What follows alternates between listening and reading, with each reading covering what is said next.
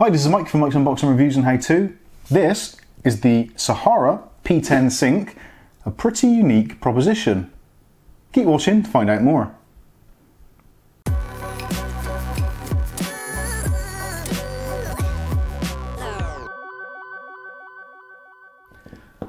Okay, so this is the Sahara P10 SYNC. Now this, in my opinion, is a pretty enticing option for those of you building a PC, maybe on a budget, or maybe you just want it to look absolutely awesome. Let's run through some of the specs of this case.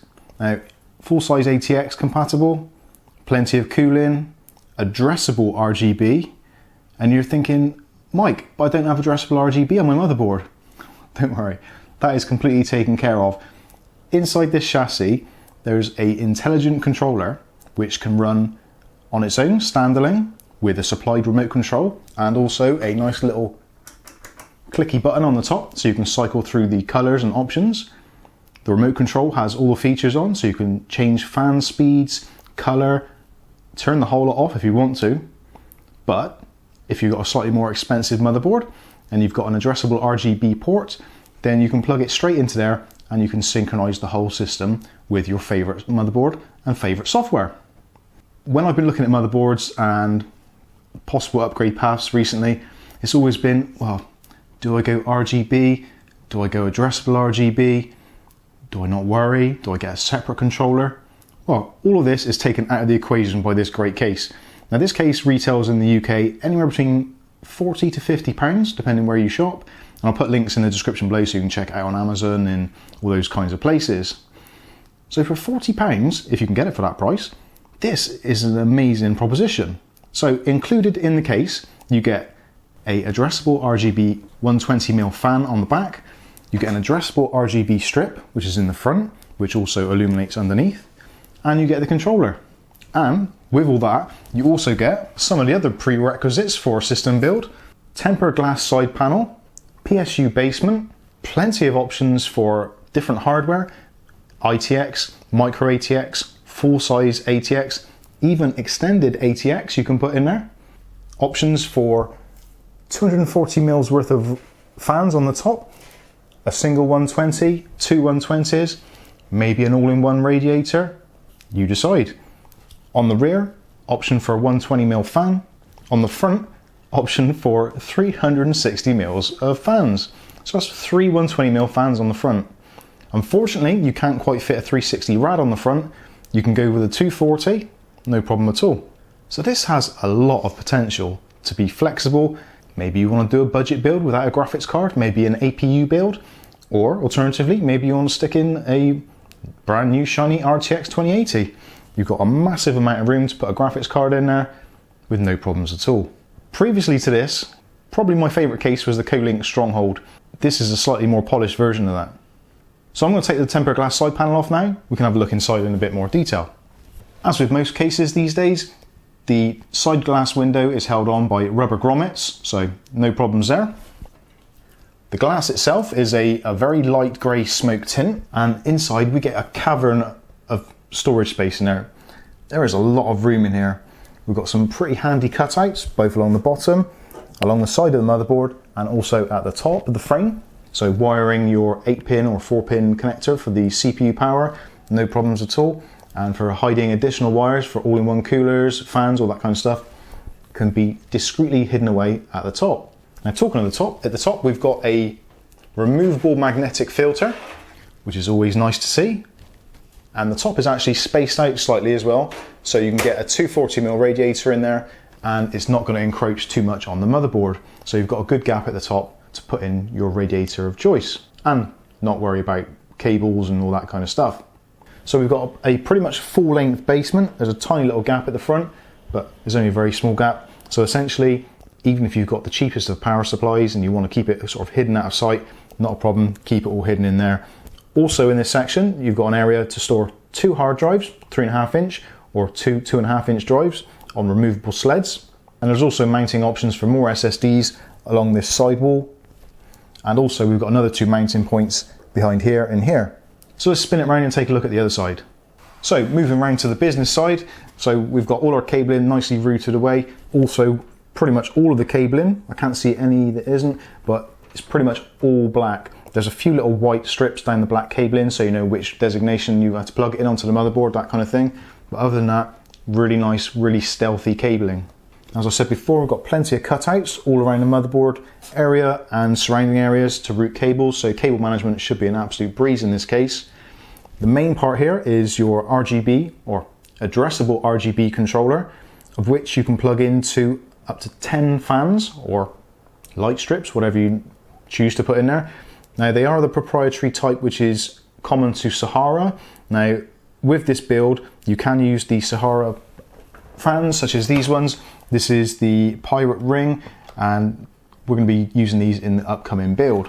So again, it doesn't matter what system you're going for, addressable, non-addressable, doesn't matter what manufacturer. There's even an adapter in the packaging, so for some motherboards that have a slightly different setup, there's an adapter. But essentially, as long as you've got a 3-pin addressable RGB connector on your motherboard, if you want to synchronize the whole lot, you can do. If you don't have any RGB whatsoever, again, not a problem, completely standalone. Now the RGB controller has options on it for changing things like the colors, the fan speeds, which is a really nice feature, and also the LED speed, which is not something you always get on these RGB or addressable RGB controllers. So for the price, £40 to get that controller and a fan and a front mounted LED strip, it's crazy value for money. The fan must be worth £15, addressable RGB strips, £10–15. That is the bulk of the price of this case. So down in this bottom basement area is our mounting area for hard drives or SSDs, with a nice flexible plastic mounting caddy. Room in there for 3.5-inch drives or 2.5-inch drives, and you can fit 2 of those in, and they fit in with a nice reassuring click. Again, 2 of those. This one actually has the remote control, which is used for controlling the RGB if you so wish. Also, you get your little screws and that kind of stuff, motherboard standoff pillars, additional screws. This section here is the only section which I'm a little bit hesitant about. Now this is the PSU section. You are going to be slightly limited on space. Routing of cables, if you're not using a modular power supply, could be slightly challenging. But having said that, there's a lot of routing area around the side of the frame, and also there's good depth there, so you should be able to hide most wires quite easily. Also, because the back panel is a solid back panel, you're not going to be seeing much of that anyway, so you can be quite discreet with your cabling. As you can see, you've got a massive cutout here for gaining access to the rear of the CPU cooler should you need to. So if you're upgrading from, say, the standard stock AMD cooler or Intel coolers and you want to change it to something better, like maybe one of the Arctic cooling range, which you can see links to up here, lots of access, no problems whatsoever. 2 removable cages here for SSDs or 2.5-inch mechanical drives. So again, more storage. So we're looking at maybe 3 drives in the front section, another 2 drives in here, another 2 in here, so 7 drives possible. Plus, obviously, you can put your M.2 drives on the motherboard, so if you felt like it, maybe you could even use this as a file server. Again, super flexible. This case is going to be suitable for pretty much any build you could imagine. So going back to the RGB, I'm going to take the front panel off at the moment so you can see the RGB strip in there. This leads me to another one of my slight issues, which is the power connection for the whole fan controller. We're on the Molex connector again. It would be really, really good to see Molex finally bite the bullet and just do one really. But again, it's not a massive hardship. Solid back panel, not going to see the cabling, so if you have to put an additional Molex connector in there, it's not the end of the world. So the front panel. Now the front panel has got a very nice kind of edge to it, so it's like a triangular shape, which gives it quite a nice edgy feel to it. You've got the LED strip at the front, and also you've got an illuminated area underneath where the light sort of bleeds through. You've also got ventilation at the front. Not a massive amount of ventilation, I'll be honest with you. It's not the most open of cases, but if you want a case with a solid front panel, ventilation is always going to be slightly challenging. So this is the front panel completely removed. All the wiring comes out quite easily. You've got a connection, which is the proprietary connection again for the Sahara lighting control box. You've got your LED strip which runs up the side there, which illuminates this piece of perspex, which shows through nicely on the front, which I'll show you a little bit later when we power this up.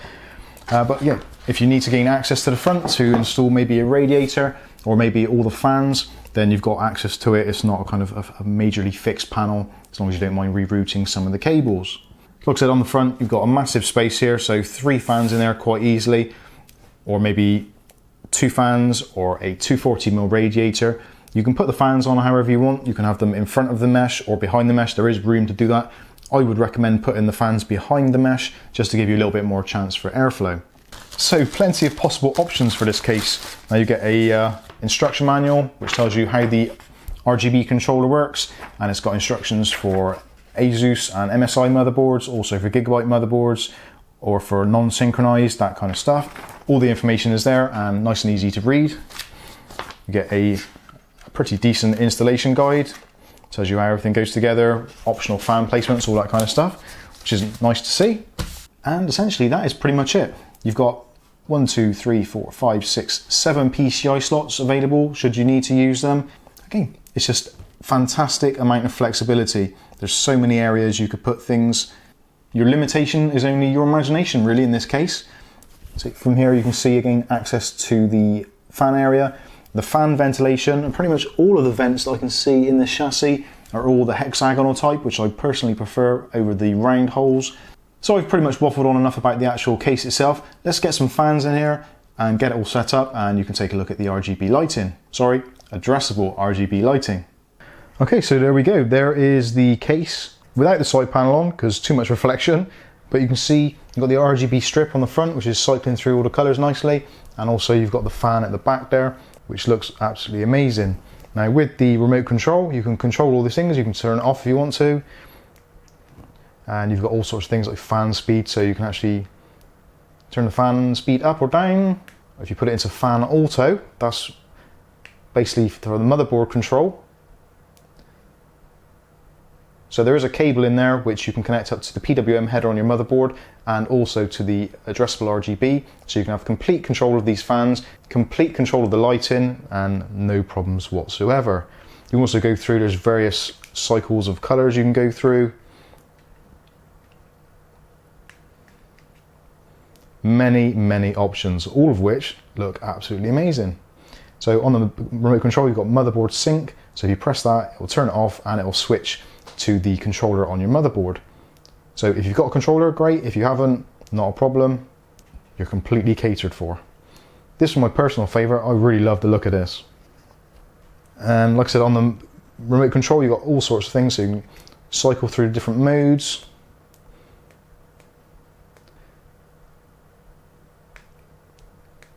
Lots of static colors. You've got the usual kind of the RGB sync that goes through. Just lots and lots of options.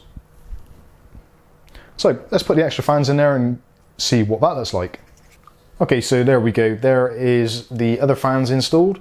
Now at the moment I've got it set to the RGB, sort of like the random light, and you can speed it up and slow it down as much as you want to. You've got an LED speed button.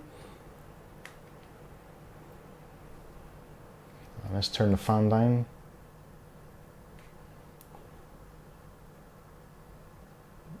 To me, that just looks amazing. I couldn't actually decide where to mount the fans, whether it be in the top of the case or the front of the case. Either way would be quite difficult to actually film, so I figured, hey, I'll just leave them where they are.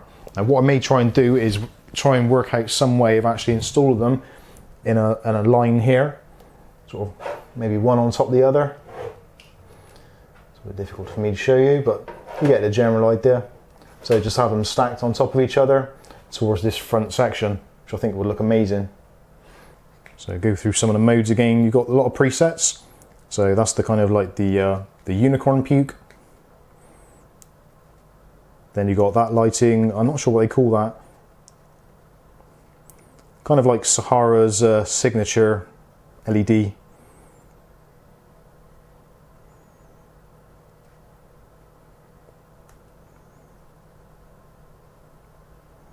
And that one is one of the old favourites, the colour cycle. And if there's a particular shade of the colour you actually like, you can press the hold button and it will stay on that colour. Or you can just choose good old red, green or blue directly from the remote control. Or go for something a little bit more snazzy.